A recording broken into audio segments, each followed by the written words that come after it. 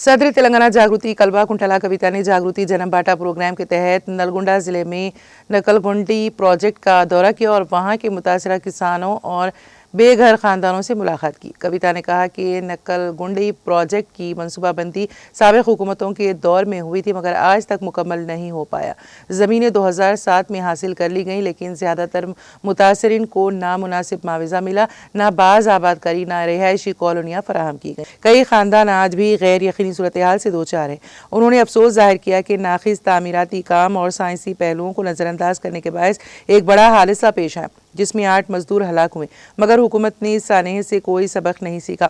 कविता ने कहा कि हुकूमत की बेहिसी इस बात से जाहिर होती है कि किसानों की ज़मीनों को सरकारी रिकॉर्ड में शामिल नहीं किया गया, जिसके नतीजे में वो रैतु भरोसा कर्जों और बिजली जैसी बुनियादी सहूलतों से भी महरूम हैं।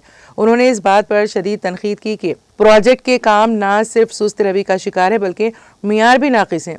हल्की सी बारिश में ही दीवारों में दरारें पड़ रही हैं जिससे मुकामी अवाम में खौफ व बेचैनी फैल रही है।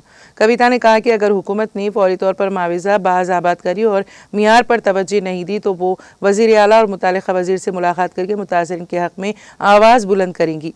उन्होंने वाज़े अल्फाज में कहा है कि यह दौरा सियासी मकसद के लिए नहीं बल्कि आवाम के मसाइल जानने और उनके हकूक़ के लिए जद्दोजहद करने के लिए है।